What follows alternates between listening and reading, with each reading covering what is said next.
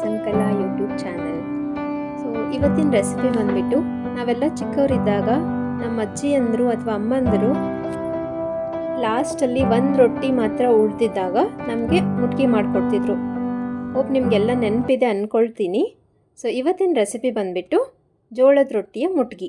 So ಆ ಜೋಳದ ರೊಟ್ಟಿ ಮುಟ್ಗಿ ಮಾಡೋಕ್ಕೆ ನಾನು ಒಂದು 4ರಿಂದ 5 ಹೆಸರು ಬೆಳ್ಳುಳ್ಳಿ ಮತ್ತು ಅದಕ್ಕೆ 1 ಟೇಬಲ್ ಸ್ಪೂನ್ ಆಗೋಷ್ಟು ಜೀರಿಗೆನ, ಆಮೇಲೆ 2ರಿಂದ 3 ಟೇಬಲ್ ಸ್ಪೂನ್ ಆಗೋಷ್ಟು ಖಾರದ ಪುಡಿನ ತೊಗೊಂಡಿದ್ದೀನಿ.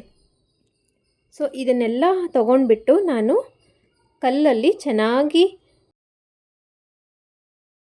ಕುಟ್ಕೊಳ್ತಾ ಇದ್ದೀನಿ.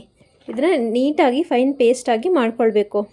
ಇದನ್ನ ನಾವು ಮಿಕ್ಸಿಗೂ ಹಾಕ್ಬೋದು, ಬಟ್ ಮಿಕ್ಸಿಗೆ ಹಾಕಿದರೆ ಅಷ್ಟೊಂದು ರುಚಿ ಬರಲ್ಲ ಮುಟ್ಗಿ. ಸೊ ಅದಕ್ಕೆ ನಾನು ಕಲ್ಲಲ್ಲಿ ಚೆನ್ನಾಗಿ ಸಣ್ಣದಾಗಿ ಜಜ್ಕೊಳ್ತಾ ಇದ್ದೀನಿ.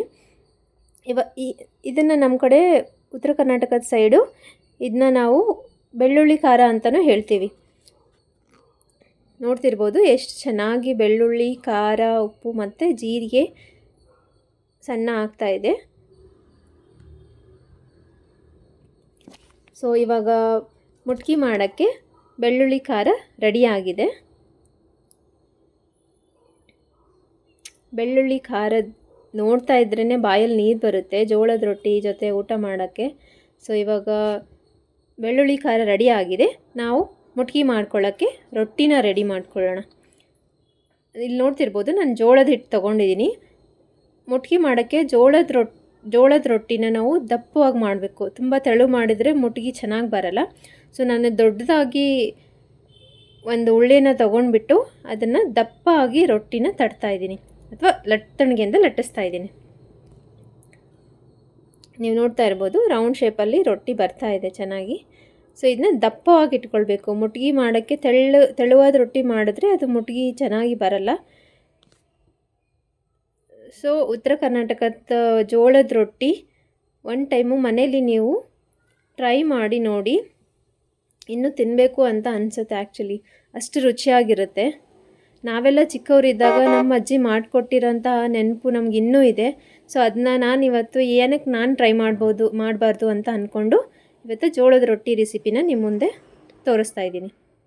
ಸೊ ರೊಟ್ಟಿ ರೆಡಿಯಾಗಿದೆ. ನೀವು ನೋಡ್ತಿರ್ಬೋದು ರೊಟ್ಟಿನ ಸ್ವಲ್ಪ ದಪ್ಪಾಗಿ ನಾನು ತಿಳ್ಕೊಂಡಿರೋದು.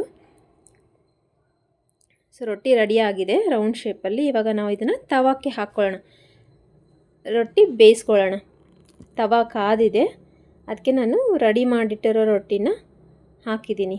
ಹಾಕಿಬಿಟ್ಟು ನಾನು ಲಾಸ್ಟ್ ವಿಡಿಯೋದಲ್ಲಿ ಮೆನ್ಷನ್ ಮಾಡಿರೋ ಥರನೇ ನಾವು ಜೋಳದ ರೊಟ್ಟಿನ ಎಣ್ಣೆಯಿಂದ ಸುಡಲ್ಲ, ಕಾಟನ್ ಬಟ್ಟೆಯನ್ನು ನೀರಲ್ಲಿ ಅದ್ಬಿಟ್ಟು ಅದ್ರ ಮೇಲೆ ತಟ್ತಾ ಇರ್ತೀವಿ. ಸೊ ನೀರಿಂದ ಜೋಳದ ರೊಟ್ಟಿನ ತಟ್ಟಿದ್ದಾಯಿತು. ಇವಾಗ ಚೆನ್ನಾಗಿ ಬೇಯ್ತಾ ಇದೆ. ಮೀಡಿಯಮ್ ಫ್ಲೇಮಲ್ಲಿ ಇಟ್ಬಿಟ್ಟು ಅಥವಾ ಲೋ ಫ್ಲೇಮಲ್ಲಿ ಇಟ್ಬಿಟ್ಟು ರೊಟ್ಟಿನ ಚೆನ್ನಾಗಿ ಬೇಯಿಸ್ಕೊಳ್ಬೇಕು. ಸೊ ಇವಾಗ ನೋಡ್ತಿರ್ಬೋದು ಜೋಳದ ರೊಟ್ಟಿ ಒಂದು ಸೈಡು ಬೆಂದಿದೆ. ಇದನ್ನ ನಾವು ತಿರುವಾಕ್ಬಿಟ್ಟು ಇನ್ನೊಂದು ಸೈಡನ್ನು ನಾವು ಬೇಯಿಸ್ಕೊಳ್ಬೇಕು. ತುಂಬ ಜಾಸ್ತಿ ಹೊತ್ತು ಬೇಯಿಸಬಾರ್ದು ರೊಟ್ಟಿನ. ಒಂದು ಸ್ವಲ್ಪ ಮೆತ್ತಗೆ ಇರಬೇಕಾದ್ರೇ ನಾವು ಮುಟ್ಗಿನ ಮಾಡಬೇಕು. ಸೊ ಅದಕ್ಕೆ ನಾವು ಒಂದು ನಿಮಿಷದ ಮಾತ್ರ ನಾವು ಜೋಳದ ರೊಟ್ಟಿನ ಬೇಯಿಸ್ಕೊಂಡು ಮುಟ್ಗಿ ಮಾಡೋಕ್ಕೆ ರೊಟ್ಟಿನ ರೆಡಿ ಮಾಡ್ಕೊಳ್ತಾ ಇದ್ದೀವಿ. ಇವಾಗ ನೋಡ್ತಿರ್ಬೋದು ಜೋಳದ ರೊಟ್ಟಿ ಬೆಂದಿದೆ. ಅದನ್ನ ಇನ್ನೊಂದು ಸೈಡು ತಿರುವಾಕ್ಬಿಟ್ಟು ಚೆನ್ನಾಗಿ ಲೇಯರ್ ಥರ ಬರ್ತಾ ಇದೆ. ಸೊ ಜೋಳದ ರೊಟ್ಟಿ ಎಷ್ಟು ಲೇಯರಾಗಿ ಬರುತ್ತೆ ಅಷ್ಟೊಂದು ಮೃದುವಾಗಿರುತ್ತೆ. ಸೊ ಮುಟ್ಗಿ ಮಾಡೋಕ್ಕೆ ಈ ಥರ ತುಂಬ ಉಬ್ಬಾಗಿರೋ ಅಥವಾ ತುಂಬ ಲೇಯರ್ ಆಗಿರೋ ರೊಟ್ಟಿನ ತೊಗೊಂಡ್ಬಿಟ್ಟು ಮಾಡಿದ್ರೆ ಇನ್ನೂ ಚೆನ್ನಾಗಿರುತ್ತೆ ಟೇಸ್ಟು. ಸೊ ಇವಾಗ ರೊಟ್ಟಿ ರೆಡಿ ಆಯಿತು. ಅದಕ್ಕೆ ನಾನು ರೆಡಿ ಮಾಡಿ ಇಟ್ಕೊಂಡಿರೋ ಬೆಳ್ಳುಳ್ಳಿ ಖಾರನ ಹಾಕಿದ್ದೀನಿ. ಆ ಬೆಳ್ಳುಳ್ಳಿ ಖಾರದ ಜೊತೆನೇ ನನ್ನ ಮನೇಲಿ ಹುಣಸೆಕಾಯಿ ಹಿಂಡಿ ಅಂತ ಹೇಳ್ತೀವಿ ನಾವು, ಹುಣಸೆಕಾಯಿದು ಉಪ್ಪಿನಕಾಯಿ ಅದನ್ನು ಹಾಕಿದ್ದೀನಿ. ಒಂದು ಸ್ವಲ್ಪ ಉಪ್ಪು ಹಾಕಿದ್ದೀನಿ. ಆಮೇಲೆ 1ರಿಂದ 2 ಟೇಬಲ್ ಸ್ಪೂನು ತುಪ್ಪ. ಸೊ ಇದನ್ನೆಲ್ಲ ಹಾಕಿಬಿಟ್ಟು ಜೋಳದ ರೊಟ್ಟಿ ಬಿಸಿ ಇರಬೇಕಾದ್ರೇ ಇದನ್ನೆಲ್ಲ ನೀಟಾಗಿ ಜೋಳದ ರೊಟ್ಟಿ ತುಂಬ ನಾವು ಸವರ್ಕೊಳ್ಬೇಕು. ಸೊ ನೋಡ್ತಾ ಇರ್ಬೋದು ರೊಟ್ಟಿ ಅದು ಬೆಳ್ಳುಳ್ಳಿ ಖಾರ ಸವರ್ತಿರೋದು ನೋಡಿದ್ರೇ ಬಾಯಲ್ಲಿ ನೀರು ಬರುತ್ತೆ, ಅಷ್ಟು ಚೆನ್ನಾಗಿ ಆಗಿದೆ ಅದು. ಸೊ ಇವಾಗ ನಾವು ಅದನ್ನೆಲ್ಲ ನೀಟಾಗಿ ರೊಟ್ಟಿನ ಬಿಸಿಯಾಗಿರಬೇಕಾದ್ರೆ ಕೈಯಿಂದ ಕಿವುಚಬೇಕು. ಬಿಸಿದಾಗ ಮಾತ್ರ ಅದನ್ನು ನೀಟಾಗಿ ಕಿವುಚಕ್ಕೆ ಬರುತ್ತೆ. ತಣ್ಣಗಾಗ್ಬಿಟ್ರೆ ಅದು ಚೆನ್ನಾಗಿ ಮೆತ್ತಗಾಗಿ ಆಗಿರಲ್ಲ. ಸೊ ಇವಾಗ ನೋಡ್ತಿರ್ಬೋದು ಮೊಟ್ಟಿಗೆ ರೆಡಿ ಆಗ್ತಾ ಇದೆ.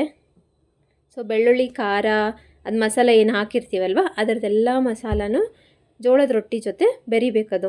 ಸೊ ಇವಾಗ ಚೆನ್ನಾಗಿ ಬೆರ್ತಾಯಿತು.